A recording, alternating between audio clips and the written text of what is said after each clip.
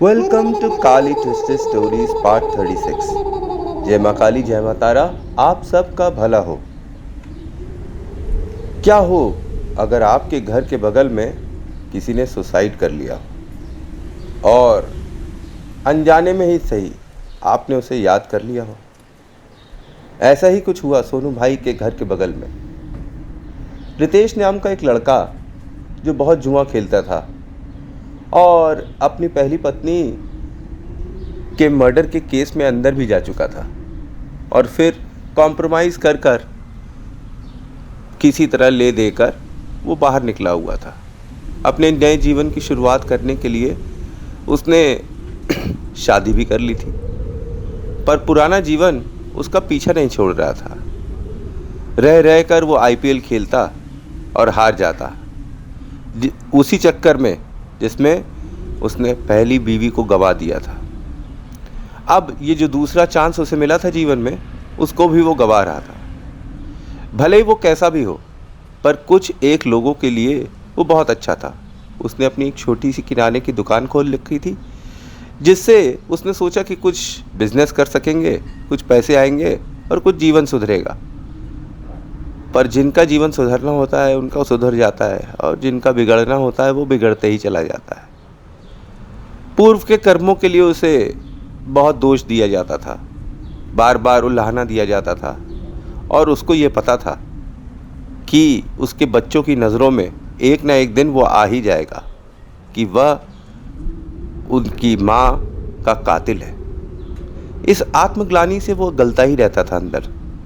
और कुछ दिनों के पश्चात वो ऐसे ही करते करते उसका शरीर एकदम एक काठी का हो गया था, लकड़ी जैसा। कुछ समय के पश्चात उसको पैसों की ज़रूरत पड़ी।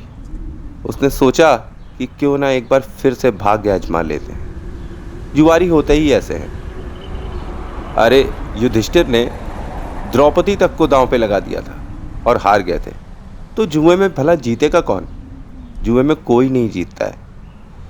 और रितेश कोई अनोखा तो नहीं था। वो फिर हार गया। जब हार गया तो वो पागल हो गया कि क्या करूं क्या ना करूं। लेनदार देनदार उसको आए दिन पकड़ते और पीटते रहते। उसके घर में भी क्लेश चालू हो गई। इन सब से उकता के एक दिन उसने अपने गले में मंझा बांधा और कस के खींच लिया, तो एक्सेसिव ब्लड लॉस से उसकी डेथ हो गई। पुलिस आई और उसका पार्थिव शरीर ले गई। अब जो लोग उसे गालियां दिया करते थे, सोनू भाई ने देखा कि वो लोग उसके लिए क्रंदन कर रहे हैं, रो रहे हैं।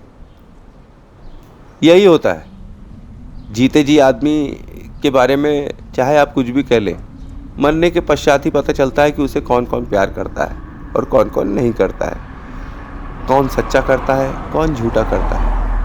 लेकिन उसको देखने के लिए आप तो नहीं रहते ना। आपकी आत्मा रहती है, और 13 दिन तक रहती है, जब तक 13वीं नहीं हो जाती है। बगल में रहने वाली मीनू भाभी के यहाँ रितेश अक्सर घर का सामान दे दिया करता था। पूरे कोरोना उसने सेवा करी। मीनू भाभी का आशीर्वाद उसके सिर पर हमेशा रहता था। वो हमेशा रितेश के बारे में अच्छा ही बोला करती थी।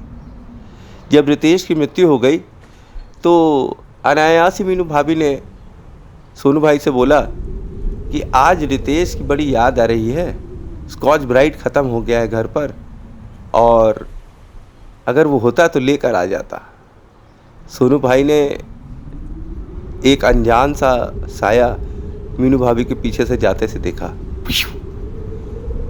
एक सुप्प सी आवाज़ करते हुए, और वो समझ गए कि कुछ न कुछ गड़बड़ जरूर है।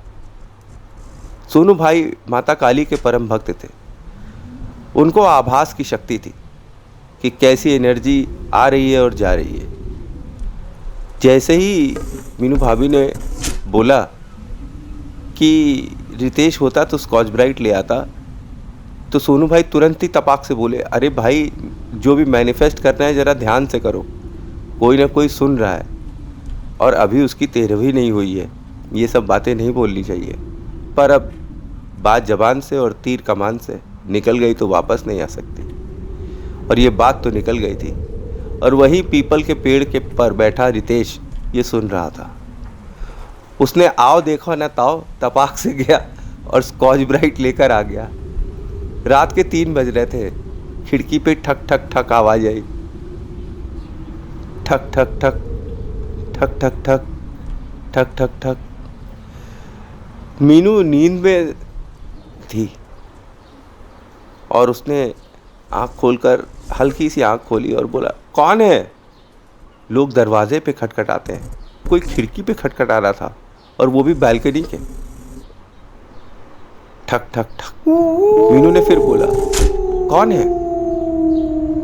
फिर से उसी तरीके की आवाज आई। ठक ठक ठक ठक ठक ठक। झल्ला कर मीनू ने बोला, अरे कौन है बताओगे?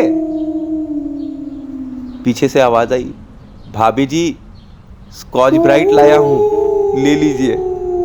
कुछ ही दिनों में मैं चला जाऊंगा, फिर आपको स्कॉच ब्राइट देने नहीं आ पाऊंगा। तो कैसी लगी कहानी? अच्छी लगी कहानी? आई होप अच्छी लगी।